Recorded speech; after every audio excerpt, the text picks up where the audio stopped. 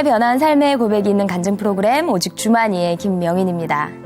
살아가면서 만나는 많은 관계 속에서 우리는 가끔 다툼이나 분쟁을 겪게 되는데요. 이유를 가만히 살펴보면 내가 상대에게 가졌던 그 기대와 욕심에서 비롯되는 경우가 많은 것 같습니다. 이 정도는 해주겠지? 당연히 해줘야 되는 거 아니야? 이런 나만의 기준을 세워놓고 채워주지 못하는 상대를 정죄하는 거죠. 여러분들은 어떠신가요? 주변의 모두를 예수님처럼 사랑하고 계신가요? 오늘 이 시간 함께 하시면서 나는 과연 어떻게 주변을 생각하고 있는지 한번 생각해 보셨으면 좋겠습니다. 아름다운 신앙간증 프로그램 오직 주만이, 오늘도 주님의 모습을 닮아가고픈 아름다운 믿음의 사람들이 준비하고 있는데요. 먼저 이 자리 은혜롭게 채워주신 분들과 인사부터 나누겠습니다. 춘천 한마음교회 성도님들입니다. 반갑습니다.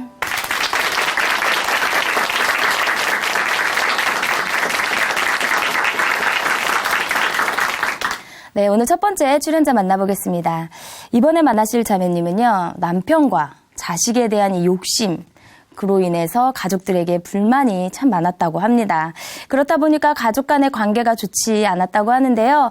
이런 어려움을 어떻게 극복할 수 있었는지 지금 모셔서 이야기 들어보도록 하겠습니다. 춘천 한마음교회 이길자 자매님 박수로 모십니다.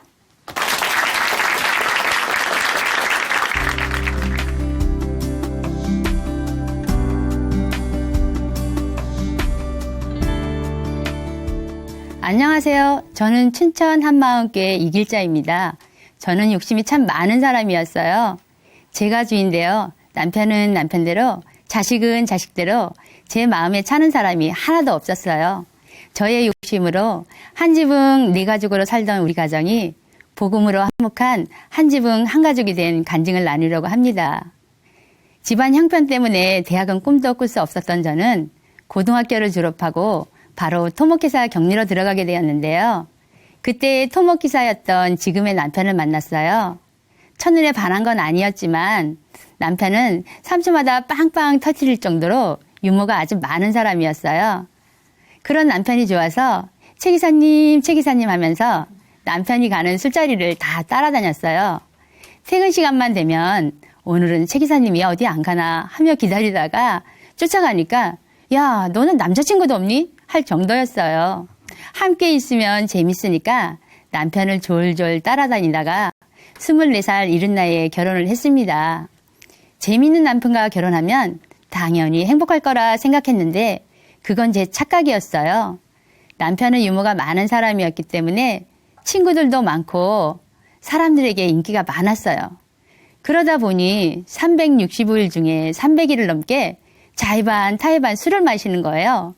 3초마다 한번 빵빵 터뜨려 주기는커녕 매일 술 먹고 늦게 들어오니까 정말 짜증이 났어요. 야, 진짜 어지간하다. 적당히 좀 해, 적당히. 하면서 듣기 싫은 말투로 싫은 표현을 팍팍 내며 잔소리하며 긁어댔어요.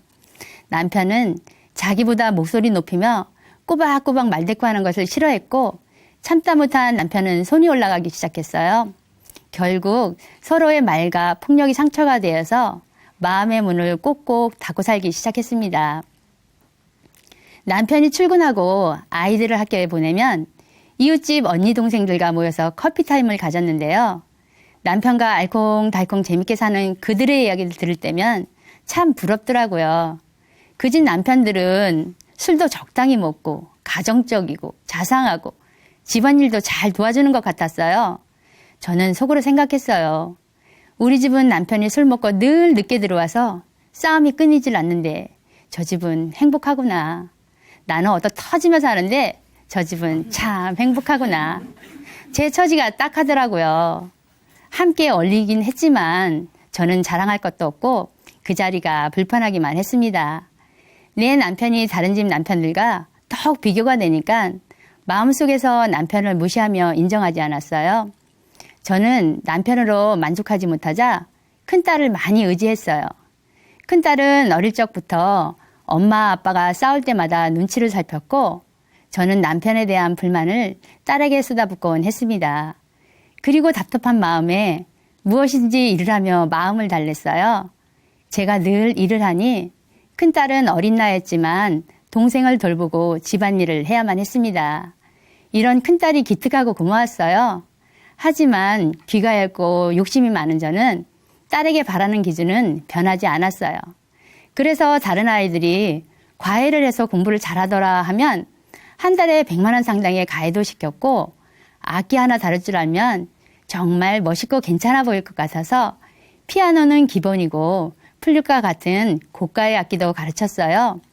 글씨체가 좋아지더라 하면 서예를 가르쳤고 영어는 기본이고 일본어까지 남들이 하는 건 다 시켰어요. 그러나 악기는 주인을 제대로 못 만나 먼지만 뽀얗게 쌓여갔습니다.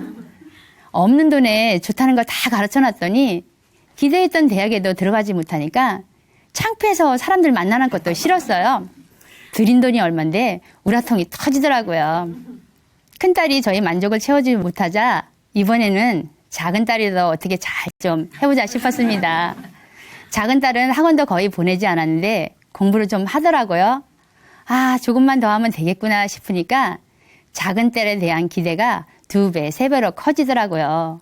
그런데 제가 외출하고 오면 항상 TV 앞에 있는 작은 딸을 보면 뭐 하는 거야? 먼 거 치우지도 않고 돼지처럼 누워가지고 TV를 보고 있니? 공부는 언제 하니 공부는? 끌어오는 분을 참지 못하고 공부하라고 달달 볶았어요. 제가 그럴 때마다 작은 딸은 방문을 쾅 닫고 들어가서 거의 나오지 않았어요. 방학 되면 방 안에 틀어박혀서 씻지도 않고 가족들과 식사하는 자리도 나오지 않더라고요.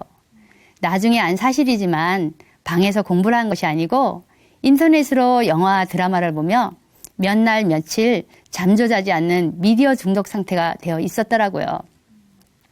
큰딸은 성실한데 머리가 안 따라주고 작은 딸은 머리는 되는데 성실하지 못한 데다가 소통이 안 되고 남편은 남편대로 자식은 자식대로 제 마음에 차는 사람이 하나도 없었습니다. 이렇게 욕심이 많다 보니 식구들에게까지 열등의식을 느끼게 되었어요. 명절날이었는데요. 저는 남편에게든 자식에게든 애교도 없고 표현도 잘 못하는 성격인데 둘째 형님은 자식을 대할 때 우리 양자님 이리 오세요 하며 자식을 대하는 것이 저와는 천지 차이였어요. 자식을 최고로 귀하게 여기면서 애정어린 말이나 행동으로 아이들을 돌보는 거예요. 그리고 우리 남편보다 더 불같은 성격인 아주버님께도 말대꾸도 안 하고 애교를 부리며 아주 순종적인 거예요. 저는 그런 형님이 눈꼴 싫어 보였고 명절날 형님 얼굴 보는 것이 그리 반갑지만은 않았습니다. 이런 저의 끊임없는 욕심은 가족들 모두에게 상처만 주게 되었어요. 그렇게 한 지붕 아래 4가족으로 살면서 각자의 인생을 살게 되었습니다. 저는 지치고 답답한 마음에 교회를 다니기 시작했어요. 교회에만 가면 천국에 갈 수 있을 것 같았어요. 가서 집사님들에게 힘든 마음을 털어놓기도 하고 남편 흉도 보면서 마음을 풀곤 했습니다. 그런데 남편은 신앙생활에도 변하지 않는 저를 보면서 교회 다니는 걸 무척 못마땅하게 여겼어요. 저는 당신이 술 먹는 거나 내가 교회 다니는 거나 각자가 하고 싶은 거 하고 사는 거야 라고 속으로 말했어요. 하나도 나아지지 않는 현실 앞에서 불만 가득한 하루하루를 보내고 있었어요. 삶에 지칠 대로 지쳤던 저에게 둘째 형님께서는 저를 이대로 두면 큰일 나겠다는 생각이 들었다며 둘째 형님이 다니시는 한마음교회를 소개해 주셨고 그렇게 저는 한마음교회를 다니기 시작했습니다. 목사님께서는 예배 때마다 칠판에 동그라미 3개를 그리셨어요. 천국, 지옥, 이 세상. 그리고 천국에서 이 세상으로 화살표를 하나 그으셨고 다시 세상에서 천국으로 화살표를 그으셨어요. 성자 예수님이 이 땅에 사람으로 오셔서 우리 죄를 위해 죽으시고 부활하심으로 다 이루시고 다시 천국으로 가셨다는 거예요. 저에게 더 놀라웠던 것은 이 모든 것이 미리 약속되어 있다는 거예요. 그리고 그 약속을 다 이루셨다는 거예요. 로마서 1장에 하나님께서 선지자들로 말미암아 예수님이 이 땅에 사람으로 오실 것과 죽은 자 가운데서 부활하실 것을 성경에 미리 약속하셨더라고요. 그런데 정말 예수님께서 성경대로 죽으시고 성경대로 부활하신 거예요. 요한복음을 보면 예수님께서 제자들에게 수많은 표적들을 보여주셨어요. 물이 포도주로 변한 것, 무리를 걸으신 것, 오병이의 기적, 38년 된 병자를 고친 것, 죽은 나사로를 살린 것. 이 표적을 보여준 까닭은 예수님을 하나님 아들로 믿게 하려고 보여준 표적들이었는데 제자들은 이 엄청난 표적을 보고도 예수님을 하나님으로 믿질 못하고 사람인데 기이하다고 했어요. 그런데 요한복음 2장 22절에 죽은 자 가운데서 살아나신 후에야 제자들이 예수님을 하나님으로 믿었더라고요. 그래, 맞다. 부활의 표적. 이건 하나님만이 할 수 있는 거잖아. 부활의 표적이 아니면 믿을 수 없잖아. 저는 확실한 증거를 통해서 예수님을 하나님으로 믿을 수 있었습니다. 아멘.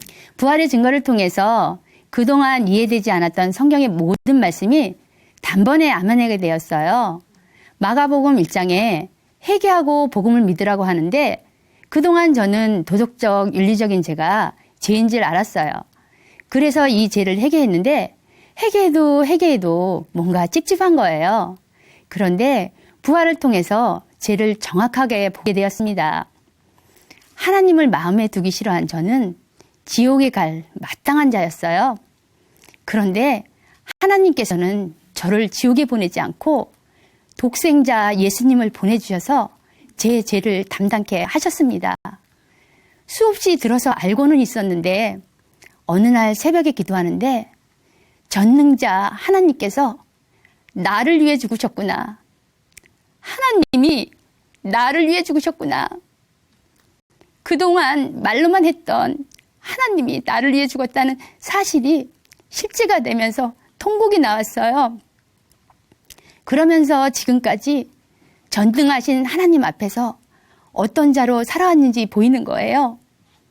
남편을 다른 집 남편들과 비교하면서 마음속에서 무시했고 남편이 변해야 나도 변한다고 생각하면서 절대 지려고 하지 않았던 모습, 제 만족을 채우려고 자식에게 폭언을 일삼았던 모든 것이 제가 주인되어 저질렀던 만행임을 보게 되었어요. 지금까지 교회를 다녔어도 변하지 않는 이유는 그냥 막연히 교회 다니면 천국에 가는 줄 알고 교회를 다닌 거지 예수님을 믿는 사람이 아니었어요. 저는 예수님과 상관없이 제 욕심으로 제가 주인되어 살았습니다. 그런데 예수님께서 죽고 부활하신 이유는 저의 주인 되시기 위해서였어요. 그럼에도 제가 주인되어 예수님을 배척한 악한 죄인이었습니다. 하나님, 잘못했습니다. 제가 예수님 믿지 않았기 때문에 남편을 통해 제 만족을 채우려 했고 예수님을 믿지 않았기 때문에 자식을 통해 제 욕심을 채우려 했습니다.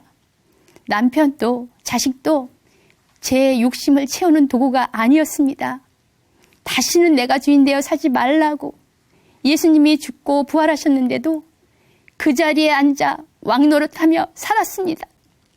어찌하니까 아버지, 저를 용서해 주세요. 정말 잘못했습니다. 이제는 절대로 제가 주인된 삶을 살지 않겠습니다. 그동안 예수님 믿지 않고 제가 주인되어 산 것을 하나님께 회개했습니다. 그리고 제 마음 중심에 예수님을 나의 주, 나의 하나님으로 모셔드렸습니다. 예수님을 주인으로 믿고 나니 저의 진짜 신분을 붙들게 되었어요. 저는 오직 저를 위해 산 자였고 세상을 사랑한 자였습니다.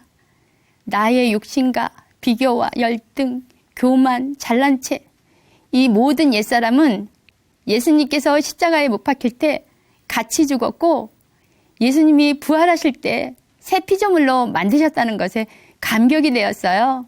그리고 하나님께서는 저에게 너는 다 가진 자라고 하나님의 자녀라고 하셨습니다. 저는 그리스도 안에서 거룩하고 영원히 온전케 되었어요. 저만을 위해 살았던 자가 이제는 주를 위해 사는 자가 되었어요. 제가 주인되어 나의 생각과 나의 기준에 맞추려 했던 저였는데 이제는 남편과 자식, 지체 안에도 예수님이 주인임을 알게 되었어요. 그러니 함부로 대할 수가 없는 거예요. 예수님께서 저를 위해 죽으신 십자가의 사랑은 정말 누구도 할 수 없는 주님만이 할 수 있는 사랑이었어요. 저는 제 안에 사랑이 없다고 생각한 사람이었습니다. 그러나 주님의 사랑을 거저받은 자였어요. 그 사랑으로 남편을, 자식을, 지체를 사랑하게 되었습니다. 요즘 우리 딸들이 제 얼굴이 완전 달라졌다고 해요. 예전 사진과 지금 얼굴을 비교하며 참 많이 웃습니다. 어느 날 남편의 얼굴을 보는데 까맣게 타고 많이 늙은 모습에 눈물이 핑 돌았어요. 토목일을 하다 보니 남편과 떨어져 지냈던 시간이 많았는데요. 생각해보니 6년이 넘도록 남편이 일하는 곳에 한 번도 찾아가 보지 않았더라고요. 그래서 딸들과 함께 남편이 있는 곳에 처음으로 가보게 되었어요. 현장 사무실을 숙소로 사용하고 있었는데 겨울엔 춥고 여름엔 덥고 도로 옆이라 찻소리가 심해서 한숨도 자지 못했어요. 이런 곳에서 남편이 일하고 있구나. 아내의 손길이 없는데도 깔끔하게 정리된 모습을 보면서 고맙기도 했지만 그동안 많이 힘들었겠구나. 나만 힘들다고 지금까지 무심했던 게 너무 미안했습니다. 그 이후에는 자주 찾아가 생선도 굽고 된장찌개도 끓여서 아침을 차려줬어요. 남편이 너무 좋아하더라고요. 하루는 무슨 이야기를 나누다가 남편이 화를 버럭 내는 거예요. 예전 같았으면 옳고 그름을 따지면서 말대꾸를 하거나 내가 말을 말자 하면서 입을 닫아버렸을 거예요. 그런데 예수님께서 남편이 가정의 머리라고 하셨기 때문에 내 주인의 말씀에 이유 불문하고 순종합니다. 남편이 화가 났을 땐 지혜롭게 한 템포 물러나면서 과일을 내어줘요. 그럼 안 먹어 하다가도 조금 있다가 과일을 먹어요. 그게 자기도 미안하다는 표현이에요. 사랑하기도 너무 짧은 시간이라는 걸 50이 넘어서 이제 알게 되었습니다. 그리고 제 만족을 채우려 했던 두 딸은 예수님 안에서 귀한 동력자로 멋지게 살아가고 있는데요. 좋은 대학 못 갔다고 구박하고 창피했던 큰딸은 다 가진 자로서의 신분을 붙들고 주님이 사랑하시는 영혼들을 섬기고 있어요. 그리고 영화 드라마 중독에 빠져 피폐한 삶을 살았던 작은 딸은 교회 영상팀에서 공동체를 위해 기쁘게 자신의 은사를 쓰임받고 있습니다. 그리고 저의 열등의식으로 꼴보기 싫어했던 둘째 형님께는 예수님 믿지 않아 제가 주인데요. 형님을 정죄하고 판단했다며 죄송하다고 용서를 구했어요. 지금은 예수님을 주인으로 믿는 진정한 하늘 가족이 되었습니다. 각자의 인생을 살면서 제대로 된 여행을 한 번 못했었는데 27년 만에 온 가족이 함께 남해로 여행을 갔었어요. 믿지 않는 어머님과 남편을 섬기며 먼 거리였지만 마음이 하나가 돼서 즐거운 여행이 되었습니다. 그리고 주유소, 맛집, 펜션 주인 아저씨께 복음을 전하기도 했습니다. 저는 장애인 복지재단에서 일을 하고 있는데요. 모든 사람에게 믿을 만한 증거, 부활을 주셨기에 지금은 비록 힘든 몸과 마음이지만 이분들이 다 예수님을 주인으로 믿고 천국에서 만나길 기도하며 복음을 전하고 있습니다. 하나님이 세상을 이처럼 사랑하사 독생자를 주셨으니 이는 저를 믿는 자마다 멸망치 않고 영생을 얻게 하려 하심이라. 이처럼 하나님께서 독생자 아들을 내어주신 엄청난 사랑으로 이들도 사랑하셨다는 것을 이야기해주고 있습니다. 제 욕심 때문에 가정이 하나 되지 못하고 가족들을 힘들게만 했는데요. 부활하신 예수님을 주인으로 모시고 나서 가정이 하나 되어 사랑하며 살고 있습니다. 저와 제 가족을 만나주시고 이 땅에서도 풍성한 삶을 누릴 수 있게 해주신 예수님 사랑합니다. 남은 저의 인생은 부활하신 예수님을 전하며 살겠습니다. 감사합니다.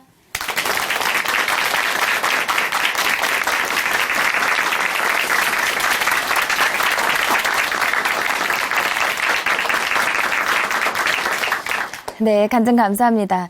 모두의 주인 되시는 부활의 주님을 만나고 그분의 사랑을 알게 되면서 내가 판단하고 정죄했던 가족 모두가 정말 귀한 주님의 자녀라는 사실에 눈을 뜨게 되셨습니다.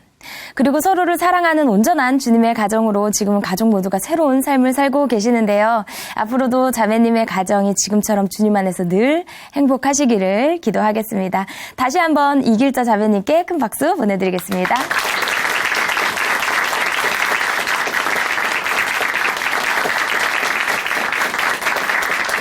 아름다운 믿음의 고백으로 하나님의 은혜를 나누는 오직 주만이 오늘 두 번째 출연자 만나보겠습니다. 지금 만나실 자매님은요. 어린 시절부터 자신의 외로움을 채워줄 행복하고 단란한 가정을 늘 꿈꾸셨던 분이라고 합니다. 하지만 현실은 달랐다고 하는데요. 어떤 이야기인지 바로 모셔보도록 하겠습니다. 춘천 한마음교회 노혜경 자매님 박수로 모십니다.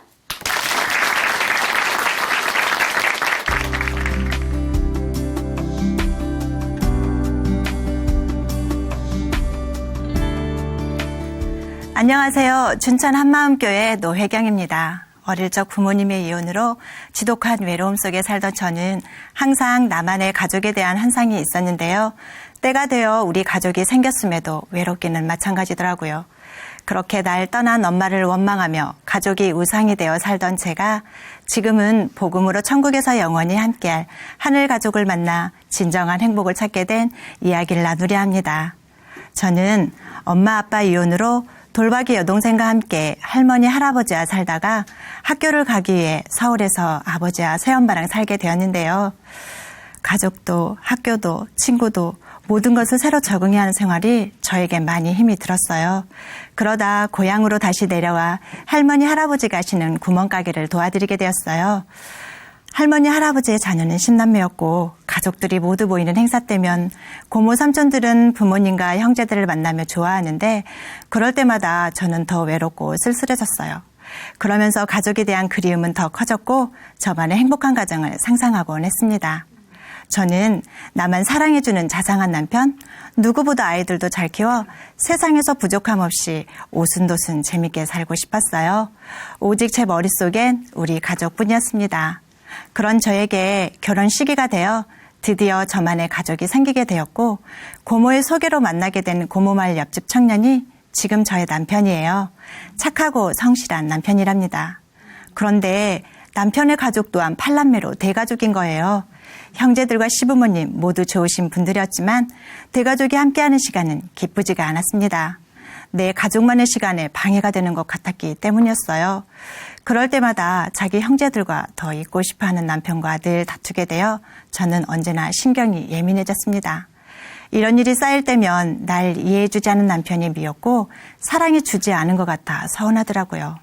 행복하게 살아야지 하며 나름 노력도 하고 작은 것에서도 기뻐하며 위안이 되는 때도 있었어요. 이미 충전된 핸드폰을 보며 남편의 세심한 사랑을 느끼고 놀러 가는데 데려다줘 행복해서 당신이 기쁘니 나도 기쁩니다라는 글이 적힌 손수건 선물로 고마움을 대신하기도 했고요. 아침 출근길 손인사에도 상처난 곳을 낫게 하는 진통제와도 갔다며 하루를 행복하게 시작하기도 했어요.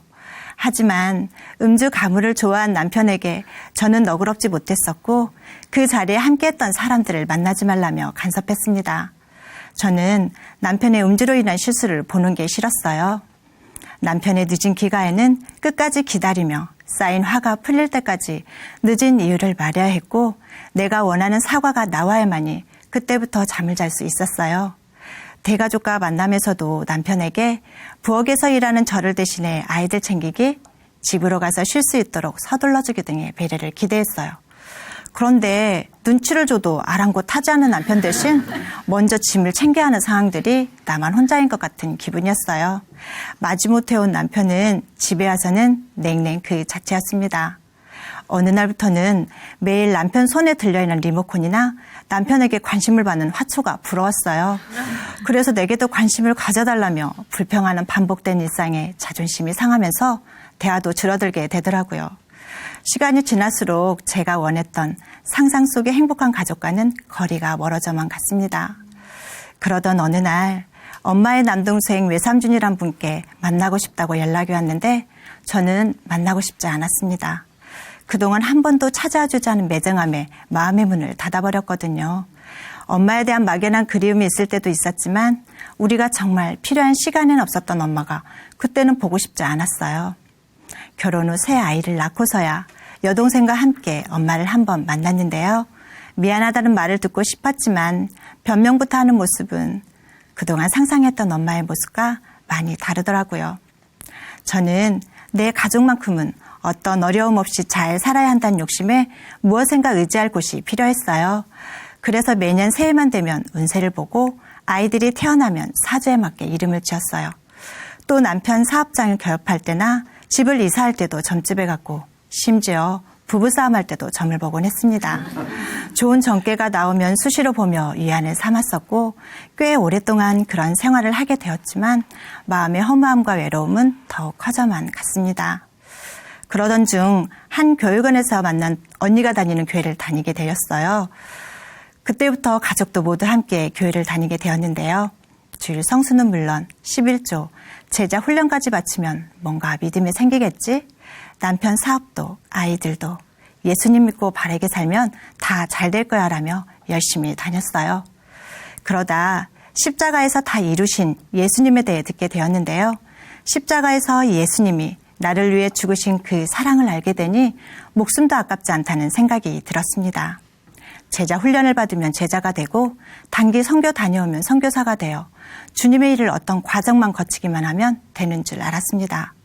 하지만 하나님을 위해 살기로 결심하고 십자가 사랑으로 모든 걸 이겨낼 줄 알았는데 삶은 조금도 변화가 없는 거예요.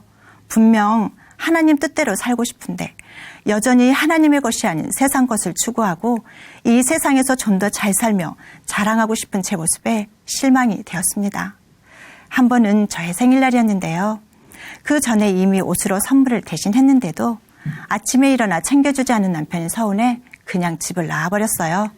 전화도 받지 않고 문자도 무시하고 영화 보고 머리 자르니 시간도 그렇고 갈 때도 그렇고 그냥 집에 돌아와 있는데 남편이 목걸이를 사가지고 온 거예요.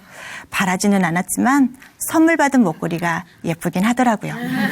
이렇게 저만 사랑해주고 원하는 대로 다 해주라고 했더니 남편을 달달 볶는 여자가 되어 있었어요. 어느 날 모임에서 만난 동생에게 안부와 함께 부활복음을 듣게 되었어요. 광주에도 한마음교회 작은 교회가 있다며 소개시켜 주었는데요. 저도 얼마 후 그 작은 교회 모임에 함께하게 되었어요. 하나님을 믿는다면 이들처럼 해야지 하는 생각이 들었지만 공동체 모임에 함께하면서도 믿음의 진보를 보이지 않으니 이런 저를 두고 작은 교회에서는 이제 안 나오겠지? 하면 또 나오고 이번에도 정말 안 나올 거다 하면 또 나왔다고 하더라고요.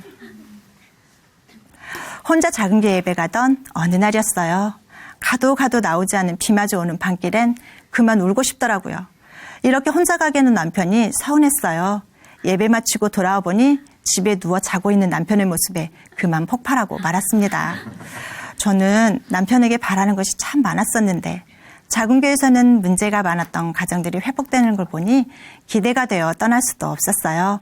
그들은 흔들리지 않는 부활 복음의 증인으로 살아가고 있었거든요. 하나님을 찾았지만 내 느낌과 감정이 오지 않으면 그 자리에 그들은 저에게 어느 날 말씀이 쏙 들어오는데 정말 말씀이 새롭고 달달하는 것이 이런 거구나 싶게 그 순간 내 마음은 온통 사랑으로 가득해졌어요. 목사님께서는 내 생에 살면서 어떻게 하나님이 이 땅에 사람으로 오셔서 날 위해서 죽으시고 부활하셨는가. 이것이 얼마나 큰 사건인지 인지될 때, 이분을 주인으로 믿게 될 때 성경에 있는 모든 말씀들이 난해한 모든 것들이 아멘된 줄 믿습니다 하시는데 순간 저에게 한 사건이 떠오르는 거예요. 저는 그동안 내 인생에 있어 가장 큰 사건이 부모님의 이혼이었고 그래서 사랑받지 못하고 불행했다고 원망 속에 살면서 그 부족함을 채우려고 많은 상처를 냈었는데 예수님의 부활로 보이지 않는 하나님을 믿을 수 있었어요. 그동안 나만을 바라보며 나의 삶만을 바라보며 외로워했는데 그것이 하나님을 믿지 않는 것이며 하나님을 아프게 한 것이었어요. 나로 인한 하나님의 아픔보다 내 아픔이 내 외로움을 더 크게 보았기에 하나님의 마음을 알 리가 없었던 거예요. 나의 죄를 위해 죽으시고 3일 만에 부활하시어 나의 주인이 되셔서 내 안에 함께 하시는 살아계신 하나님을 만나니 지금까지 억울했던 인생이 한 방에 해결되는 사건인 거예요. 부활로 하나님 말씀만이 은혜이고 감사이고 사랑임을 알게 되었습니다. 나와 함께 깨든지 자든지 살고자 하는 주님의 마음을 알게 되니 죄송합니다 주님, 그리고 감사합니다. 저에겐 오직 주님뿐입니다 라는 고백이 되더라고요. 그러다 예배시간 요한복음 16장 9절 찬양을 부르는데 이유들이 하나같이 제 마음과 똑같은 거예요. 좌절, 슬픔, 방황, 외로움의 이유가 예수를 믿지 않기 때문이었어요. 믿지 않아 힘들어하는 저를 위해 이 땅에 사람으로 오신 예수님은 예수 믿으면 영생을 얻어요. 예수 믿으면 소망이 넘쳐요. 예수 믿으면 세상이 줄 수 없는 참된 기쁨, 참된 평강이 넘친다는 찬양 또한 위로가 되었어요. 그동안 예수를 믿었는데 세상이 줄 수 없는 참된 기쁨, 참된 평강을 왜 누리지 못했는가 생각해보게 되었어요.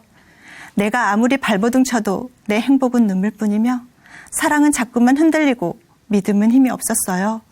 그래서 예수님을 만나면 다 해결되는 줄 알았는데 내 생각만 진짜이며 옳다고 여겼던 신앙생활과 가정생활이었습니다. 하나님만이 답이라 하면서도 여전히 내 고집대로, 내 생각대로였습니다. 세상이 주는 것만 좋아하고 내가 왕이 되어 나뿐만 아니라 남편과 자녀의 주인 되어 살았어요. 그동안 힘이 들었던 것이 가정 환경 때문도 가족 때문도 아니었어요. 예수님을 믿는다 하면서도 모양은 갖춘 듯 보이면서 하나님, 저는 천사장과 같이 하나님 자리를 빼앗은 적은 없어요 했던 저의 중심이 바로 마귀와 같은 것이었어요. 마귀의 종이 되어 이리저리 뛰어다니며 바둥거리는 것이 최선의 삶인 줄 알았고 그렇게라도 살아야 인생이 불쌍하지 않고 부끄럽지 않은 삶인 줄 알았는데 그것은 바로 세상 아니었어요. 세상에서 내가 원하는 것을 충족시켜 주시는 분으로 그렇게 전능자 하나님을 무시하며 살았습니다. 그런데 빛으로 오신 예수님을 만나니 그것이 최고로 무서운 죄였습니다. 모든 사람이 믿을 만한 증거 부활, 예수님이 부활하신 이유가 나의 주인 되어 주시기 위함이었는데 내가 주인 되어 예수님을 믿지 않았습니다. 용서해 주세요 하나님. 이제는 제가 주인 되어 살지 않겠습니다. 고백하게 되었고 회개에 함께 저는 더 이상 느낌과 감정이 아닌 생명건 약속의 말씀으로 지금도 살아계시는 예수님을 제 마음의 주인으로 영접했습니다. 네. 저를 어둠 속에서 원망과 외로움 속에서 인생의 많은 문제 속에서 자유하게 하신 나를 지으시고 만드신 예수님만이 제 삶의 주관자이십니다. 제 기준에 가장 따르길 원했던 사람은 바로 남편인데요. 남편이 하나님을 만나면 저를 많이 사랑해 줄 것 같았어요. 그동안 남편을 살려야 한다며 수단과 방법을 가리지 않고 예배에 함께 했습니다. 제 간증을 들은 지체들은 남편에게 형님 존경합니다 하더라고요. 그러면 남편은 복음으로 이끌어진 고마운 사람으로 저를 향한 마음을 표현해 줍니다. 이제 저는 더 이상 가족을 제 기준에 맞추지 않습니다. 가족의 변화가 날 기쁘게 하는 것이 아니라 바로 부활하신 예수님이 주인이시며 예수님의 사랑만이 영원한 사랑임을 알게 되었거든요. 보이는 현상으로 기쁨이 좌우되는 게 아니라 진짜 변치 않는 진리의 말씀이 기쁨이 되었습니다. 지금은 남편도 부활복음을 듣고 공동체 모임에 함께하고 있는데요. 남편이 처음 예배에 갔을 때는 기존의 예배 방식과 다른 분위기를 낯설어하며 가자고 해야 했고 밤인데 어떻게 혼자 가라는 거예요. 언덕길조차 어려운데 하며 겁주기에 부탁까지 더해져 띄엄띄엄 참석했던 남편이 지금은 자발적으로 작은교회 예배 함께하고 있습니다. 아프니까 청춘이다며 세상에서 막 달리던 그 나이는 처음엔 이것저것 조건을 달아야 작은교회 예배 나왔고 예배나 수련회 등에 가기까지는 기분을 최대한 맞춰 주어야 했는데요. 지금은 부활하신 주를 만나 모든 것을 주님께 맡기며 기쁘게 부활 증인으로 살아가고 있습니다. 공동체와 함께 기도하고 전도하고 섬기는 자리에서 먼저 그의 나라와 그의 의를 구하는 하늘의 소망을 둔 선택은 주위 걱정과는 다르게 제겐 너무나 평안합니다. 예수님께 맡기는 삶은 그 어떤 삶보다 최고이기 때문입니다. 저는 기념일을 엄청 중요하게 생각했어요. 그나마 공식적으로 대접을 받는 날이니까요. 그런데 부활하신 주 앞에 깜짝 이벤트도 주었으니 받으려는 정과 욕심도 더 이상은 행복의 조건이 되지 못하더라고요. 하늘을 향한 한 마음, 이것이면 충분했습니다. 올해 저의 생일 선물은 남편이 하나님께 드리는 믿음의 고백이었습니다. 기념일을 챙겨주었던 중심은 그렇게 받고 싶어서였고, 그 욕심은 보이지 않는 하나님의 사랑을 보이는 남편에게서 찾고 있었어요. 그동안 나의 사랑의 목마름으로 철저하게 이용됐던 남편이 이제는 나와 함께 지금까지 살아온 자체만으로도 존경스럽고 감사합니다. 또한 제 주인이 바뀌니 아주 오랫동안 엄마를 향해 원망하며 거부했던 마음도 자연스럽게 풀리게 되었는데요. 더 이상 내 마음으로만 예수님이 주인이시니 괜찮다고 담아두지 않고 엄마에게 마음을 열게 되었어요. 그동안 엄마라는 호칭도 의미가 부여될까봐 사용하기 싫었거든요. 전화번호부 저장에는 엄마가 아닌 서울이었으니까요. 그동안 참 많이도 불렀을 엄마. 그런데 처음 전화기 너머로 엄마 하고 부르는데 서로 잠깐 어색함이 느껴졌어요. 그동안 엄청 원망했었는데 부활하신 예수님을 만나니까 내가 예수님을 믿지 않았기 때문이었다고, 엄마 때문이라고 생각했는데 예수님이 내 마음의 주인이시니 원망은 없고 평안해요. 엄마도 우리에게 죄책감 갖지 말고 평안하셔야 하자 고맙다고 하셨어요. 서로 전화통화를 하는데 늘 했던 것처럼 편안했습니다. 또 저를 가슴 뛰게 하는 말이 있었는데요. 이미 복음으로 하나란 말에 감격이 되는 게 내 느낌과 감정이 아니라 예수님을 주인으로 믿을 때 우리는 한 가족, 이 세상 가족으로는 확장되지 않았던 가족의 범주가 바뀌어버린 거예요. 전능자가 죽으시고 부활하신 대가, 예수님의 피로 함께 상속자가 되고 함께 지체가 되고 함께 약속에 참여하는 자가 모두 가족이 되었어요. 생명까지 함께 나눠지는 것이 복음으로 가능한 것이었어요. 산자와 죽은 자의 주가 되시기에 오신 예수님으로부터 시작된 가족은 어마어마했어요. 저는 예전의 좋은 추억보다 슬픔이 많다고 생각해 대가족과 고향을 거주장소로 했었는데요.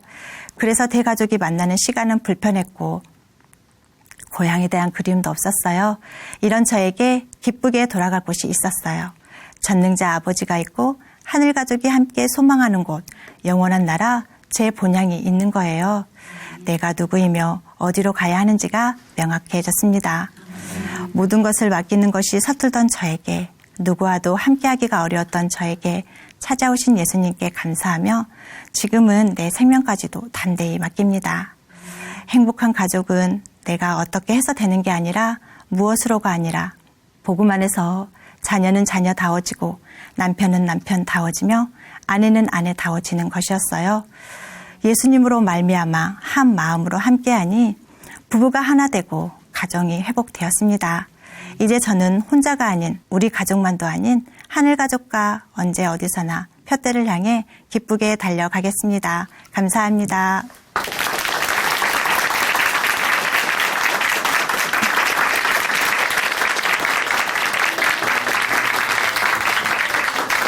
네, 간증 감사합니다.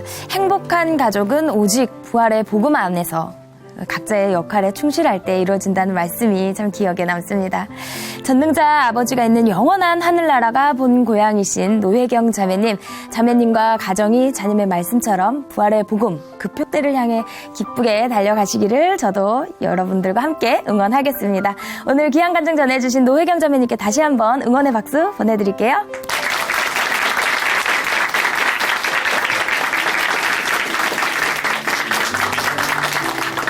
하나님으로 인해 변한 삶의 고백이 있는 간증 프로그램 오직 주만이, 오늘은 여기까지입니다. 지금까지 함께해 주신 춘천 한마음교회 성도님들 그리고 시청자 여러분 감사드립니다. 오늘도 찬양으로 이 시간 마무리하겠는데요. 찬양해 주실 분은 임범근 형제님이시고요. 곡은 하나님 아버지의 마음입니다. 오늘도 성령의 인도하심 가운데 승리하는 하루 보내세요. 감사합니다.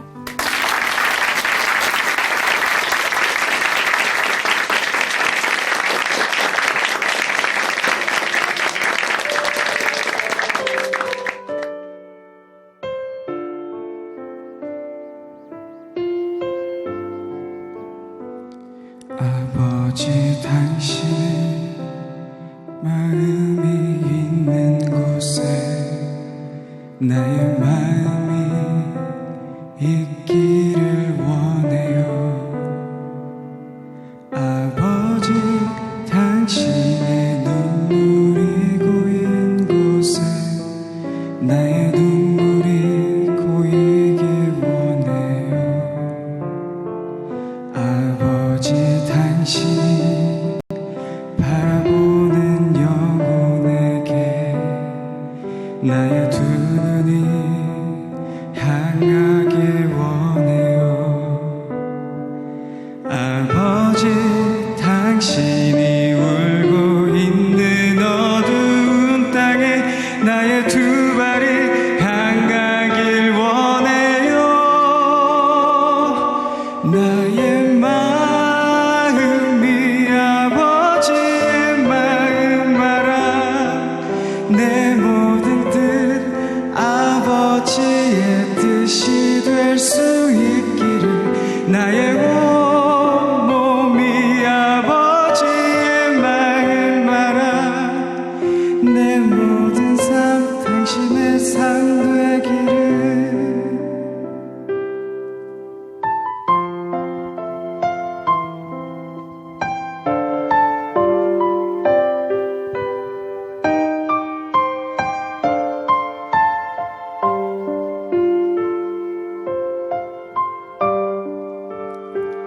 아버지, 당신의 마음이 있는 곳에 나의 마음이 있기를 원해요. 아버지, 당신의 눈물이 고인 곳에 나의 눈물이 고이길 원해요. 아버지, 당신이 바라보는 영혼에게 나의 두 눈이 향하길 원해요. 아버지, 당신의 눈 있는 어두운 땅에 나의 두 발이 향하길 원해요. 나의 마음이 아버지의 마음 알아. 내 모든 뜻 아버지의 뜻이 될 수 있기를. 나의 온몸이 아버지의 마음 알아. 내 모든 삶 당신의 삶 되기를. 나의 마음이 아버지의 마음 알아. 내 모든 뜻 아버지의 뜻이 될 수 있기를. 나의 온몸이 아버지의 마음 알아. 내 모든 삶 당신의 삶 되기를. 내 모든 삶 당신의 삶 되기를.